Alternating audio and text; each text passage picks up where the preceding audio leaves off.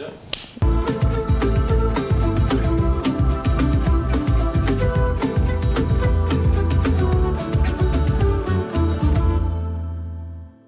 안녕하세요. 달콤소금 법률사전 한서희 변호사입니다. 그동안 잘 지내셨나요? 저는 여전히 잘 지냈고요. 봄이 와가지고 이제 뭐 벚꽃도 피고 이런 좋은 시절이 왔네요. 오늘 제가 준비한 주제는요, 주주행동주의에 대한 건데요. 한번 여러분들도 같이 생각해 봤으면 좋겠다는 생각으로 가지고 와봤습니다. 주주행동주의란 게 뭐냐? 말 그대로 하면 주주가 행동을 하는 거죠. 주주가 제일 관심 있는 게 뭘까요? 주식이 오르는 거예요. 맞습니다.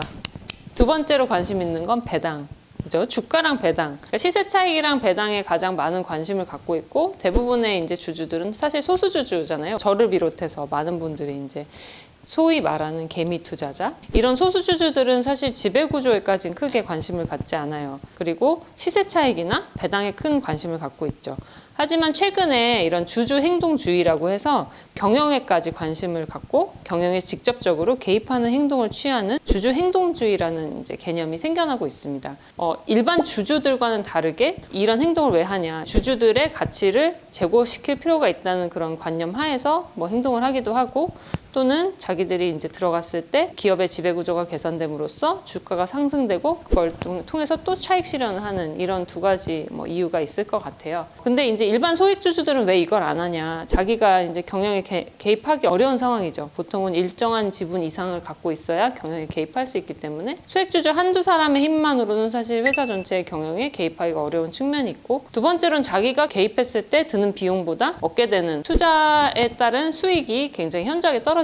뭐 자기가 열심히 행동을 해서 다른 사람들과 함께 뭐 행동주의를 취해도 뭐 주가에 미치는 영향이 적고, 이런 것들 때문에 사실 일반적인 개인 투자자들은 이런 주주 행동주의를 취하기가 어려운 측면이 있어요. 하지만 최근에 이게 나오고 있는데 그거는 이제 뒤에서 살펴볼게요. 구독, 좋아요, 알림 설정. 우선 주주 행동주의를 통해서 우리가 생각해 볼 수 있는 장점 뭐가 있을까요? 주주가 행동을 해.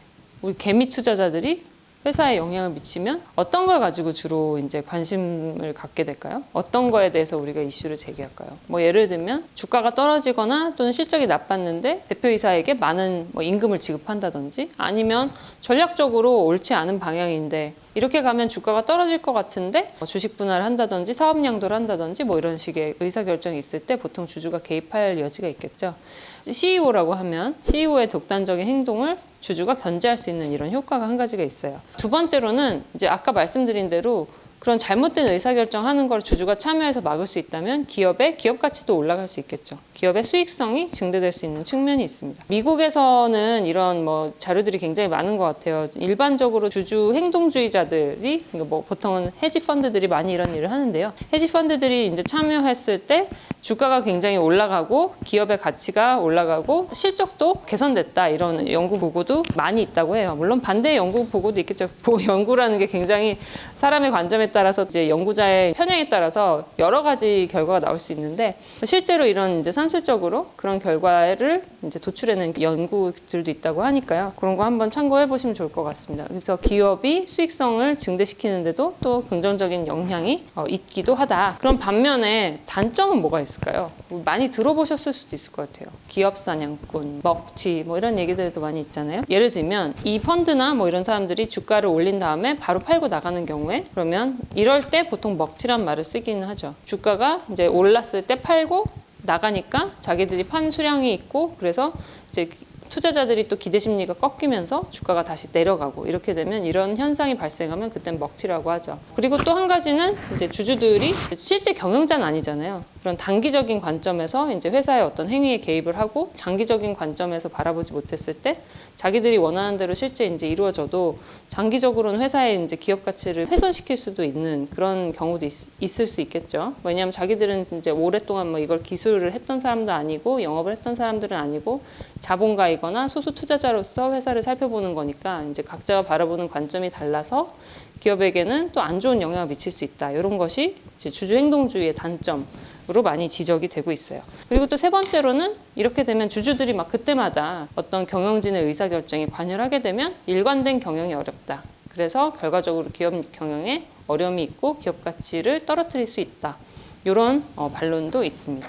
이런 것이 이제 주주 행동주의에 대한 찬성론과 반대론, 그리고 찬성 근거와 반대 근거이고요. 여기까지 한번 살펴봤습니다. 그러면 주주 행동주의를 취하는 대표적인 그런 주체들, 플레이어는 누가 있을까요? 아까 말했지만 소액 투자자들은 하고 싶어도 하기 어려운 그런 측면이 있죠. 좀 더 큰 규모의 이제 주식을 투자하는 뭐 기관 투자자들이 있을 거예요. 대표적으로 국민연금이 있겠죠. 국민연금의 찬성표에 따라서 뭐 이번에 뭐 그 기업 A 기업의 뭐 운명이 달라질 수 있다, 뭐 이런 얘기 있잖아요. 연기금이 있습니다. 그리고 보통 보험회사들이 또 회사 주식 많이 갖고 있어요. 그리고 뮤추얼 펀드, 상장지수 펀드, ETF를 운영하는, 예를 들면 뭐 우리가 코스피 200 기업에 몇 개의 기업을 선정해서 우리가 뭐 ETF를 만든다. 이럴 때는 A 기업 주식 뭐 상당히 많은 양, 뭐 B 기업 주식 상당히 많은 양 이렇게 해가지고 이제 그 주가들을 이제 산술 평균하거나 뭐 여러 가지 산식에 따라서 이제 평균 내서 이제 인덱스 펀드를 만들죠. 그러면 그때 그 바스켓이라고 하는데 그 안에 상당히 많은 수량의 어떤 회사의 주식이 들어가게 되고 그 ETF를 운용하는 운용사는